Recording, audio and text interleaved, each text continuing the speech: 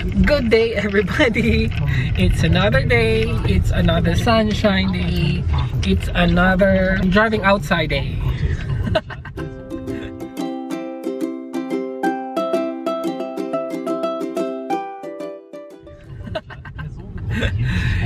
Yes guys, good day. Palabas kami. No traveling again. No. May pupunta lang kami sa Bauhaus at saka siguro Hornbach. Meron akong hahanapin doon after punta kay Edeka kasi kaya magsasakyan kami papunta doon. Medyo malayo-layo kasi yung walang guys. Hindi ito tawag doon, yung ating travel tour. Pahinga muna tayo doon. Ang ganda ng araw today. Today is April 4. May 4. Sorry guys. Today is May 4. Ano ba itong utak ko Tsaka ang ganda talaga ng panahon today. Hindi siya masyado malamig. Ito ang ating first stop guys. Bauhaus. Ang dami ng mga flowers Look. Mga plants there. Look up here. There are flowers also. And ito talaga sadya ko guys. Yan. I think ito ata Calamondino. Pero hinog na siya Gusto ko yung hindi hinog.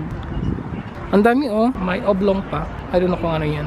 Guys, ang dami dito Meron pang mga hindi pa siya hinog. Ang cute. Ito ata yung same kay Calamansi. Calamondino ang name Diba? Ang dami Hindi pa hilaw pa siya. Ito talaga yung Calamansi Yan, medyo malaki-laki na siya Calamondino.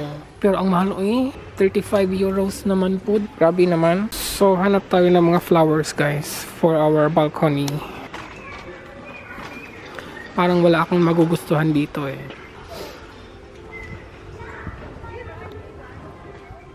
And wala tayong nakuha na Calamansi. Kasi ang mahal guys, my god, 35 euros. Well, I know naman kasi medyo malaki naman talaga siya. Pero hindi Gusto ko lang kasi yung maliit sana. Yung kay Libian talaga yung maliit, di ba? Meron lang kami doon nabili. Ito lang guys, yung so ito yung sinasuggest ng ating one of our subscribers. Nakalimutan ko kung sino yun. So ito lang hinahanap natin para mas madaling maano yung ating Calamansi dun sa I know maliit pa naman yun pero we will see, di ba? Baka magbo-bloom na yun pag nilagyan natin ito, di ba? So ito lang guys, dito na tayo sa Edeka, our second stop, and then after balik tayo sa bahay. Yun lang ang ganap natin for today.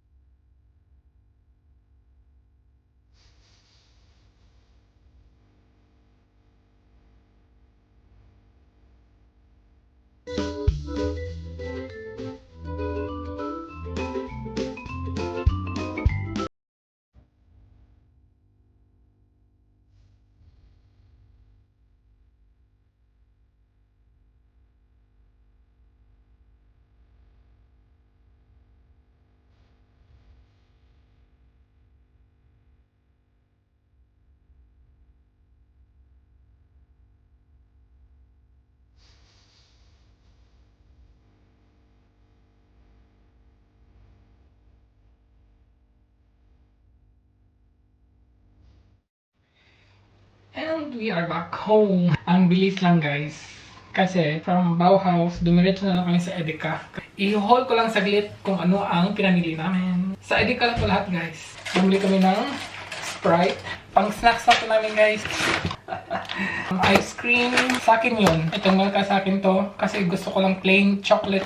Tapos vanilla. Tapos ito kay partner, almond. Favorite niya to. Tapos bumili din ako sa akin. Nasa Magnum na ano to eh. Gold Caramel Billionaire. My God. Billionaire guys. Tapos bumili ako ng remoulade. Ito mayonnaise na may mga Kreuter. Kasi may gagawin ako next week ata. Garlic dip sauce. Kasi meron akong ano lang, bagong nagustuhan lang na snacks. And then kay partner, ice cream na strawberry. Favorite kasi niya strawberry. Basta pag ice cream guys, strawberry. Yan kay partner.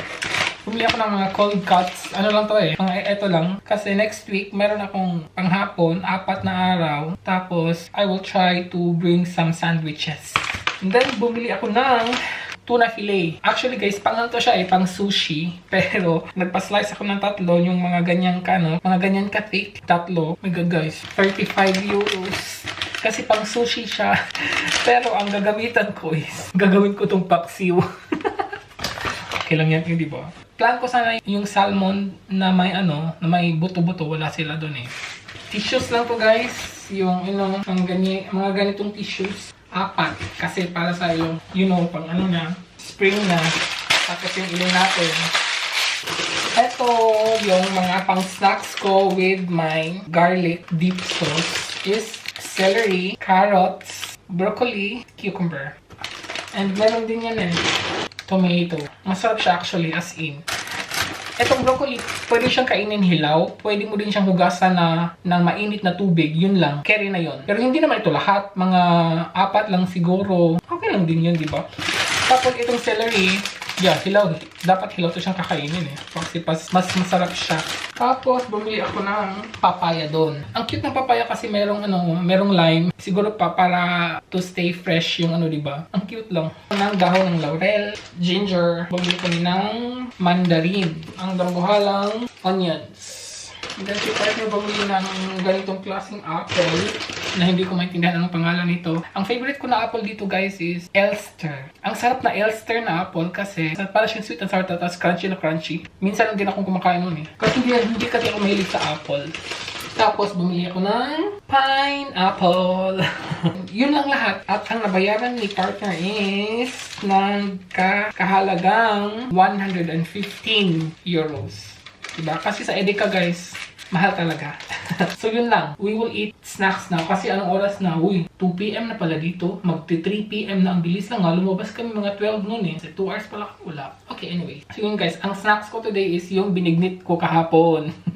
With coffee. Hi there everybody! It's already 1:30 PM guys. At ngayon lang ako ulit nag-vlog after nung nag-haul tayo ng grocery haul natin kahapon. Hindi natuloy. Guys, look, I'm in the kitchen. Again, yan lang talaga ang ganap natin. Either cooking, eating, eating lang talaga. Ready na? Nakaslice na lahat, prepare na lahat. Yeah, maaga pa diba? 1:30 pa. Tapos, ba't ako nagluluto ng aga? Kasi, gusto ko lang siyang ma-finish guys para later. Dinner na lang. Pero dinner heavy diba? Well, that's me. Ano guys, lulutuin ko pala is 2. First is paksiw. This is very exciting paksiw kasi ang gagamitin kong fish is tuna fish natin kahapon binili sa Edeka, yung mahal, diba? 35 euros. Ayan.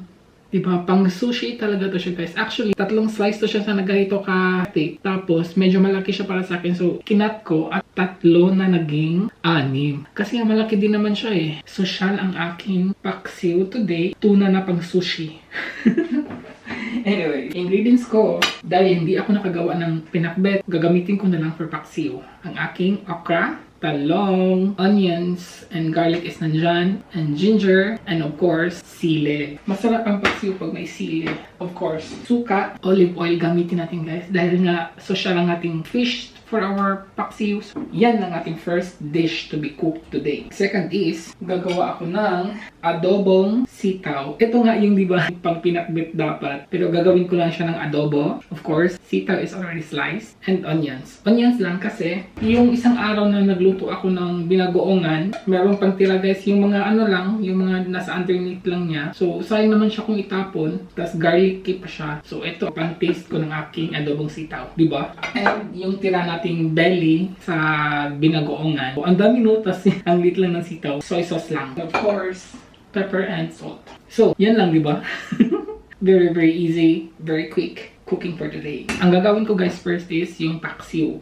Kasi para ang baho ma-overpower ng ating adobo later. First natin gawin, arrange ko lang dito sa ilalim yung, lagyan ko lang siya sa ilalim. Tsaka itong dalawa. And ginger, half-half lang siya guys, di ba? Dalawa lagay ko dyan. And then garlic. Lagyan ko pa medyo na. Ganyan. Oh my god. Medyo frozen pa siya guys kasi nilagay ko siya kahapon sa frozen. Very ano talaga oh. Very smooth talaga yung ano guys, yung meat ng sushi. Tsaka frozen pa talaga siya. Hinugasan ko na to oh. Nagdikit-dikit ulit. So siguro hindi to siya masyado pakuluan kasi I don't know, we will see lang. Ano kayang kalabasan nito? Tapos ito, the rest is sa ibabaw lang. Ganyan. So, yun lang. Salt, pepper, and then vinegar. Yung oil, later ko na siya ilalagay pag nag-boil na siya. First boil niya. And our second dish, yung adobong sitaw. First is yung ating belly. Kunan muna natin sila ng oil. Maraming ataba siya eh. Nag-boil na yung ating ang ating paksiw. Tapos nalunod ko na yung belly for adobo. So wait na lang for a couple. Medyo nag-brown na siya guys. Pero kunan pa natin yan ng oil. Pag medyo marami kasing oil, hindi kakain si partner. I think okay na siya. Pwede na siya kunan ng mga oil. Medyo madaming oil na siya guys. Okay na yan. Next is the onions. At saka yung ating tirang binagoongan. Pampalasa lang siya guys. Mix together. Tsaka ilalagay ang sitaw. Isi-simmer lang muna natin yung mga couple of minutes guys. Tsaka ko siya lalagyan ng soy sauce. In a low medium heat. Para hindi siya masunog. Kasi wala siyang sabaw eh.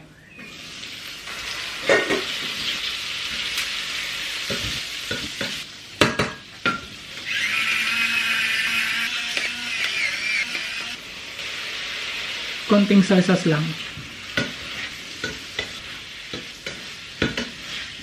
Lulutuin ko pa siya ng yung malambot na talaga yung sitaw guys para kakain si partner. Good evening everybody! Actually late afternoon na guys. Ano pa, ang aga pa talaga. Wala pang 5:30. Ayan, we are here now in our dinner table. because I'm hungry na guys. And then, nagluto ako ng rice corn guys. Yung mais sa Cebu. Kasi we have our very special paksiw. This sushi tuna. Yes guys, kasi wala akong ibang fish doon na hanahanap eh. So ito lang. Look at my fish. Diba? Ang sarap nito guys. You wanna try? Yeah, tapos medyo maanghang siya guys kasi nilagyan natin siya ng chili. Adobong sitaw kay partner. At eto, diba? Ito sa kanya. I hope that the beans is soft. Yeah. So guys, kain na tayo. Gutom na talaga ako. Ano kayang lasa nito? Kasi actually pang sushi to eh. Ginawa nating paksiw. Na-intriga ako sa ano guys. Good appetit. You can put here the fats. Pinipili niya yung fats guys kasi ayaw niya ng fats. Yeah, tuna talaga. First time ko to guys na magpaksiw na tuna dito. Sayang wala akong ampalaya. Ayaw ko magkamay guys kasi tapos na ako maligo. Tapos yung paksiw malansa sa kamay. Matagal matanggal saan, di ba? Kamay. Try na natin yung adobo.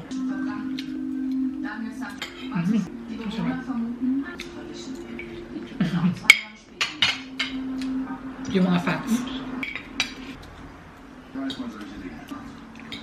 Adobo at saka paksiw. Sarap, di ba? Kain na kayo dyan. Sabayan niyo ako. Meron tayong Sprite. So yun guys, wala nga tayong medyo ganap. Tapos tomorrow weekend, Saturday, wala din masyadong we don't have plans. Yun lang ang ating ganap for today. Kasi wala nang gagawin, mag-watch na lang kami ng TV. Sana makatulog kami ng saktong oras tonight. Guys, if you like this video, please click the like button. At sa mga hindi pa nakasubscribe, of course, feel free to click the subscribe button. At sa mga gustong ma-notify every time na meron akong upload, feel free to click the bell button. So thank you guys and ingat po kayo. Maraming salamat po again. Thank you for watching. Cheers!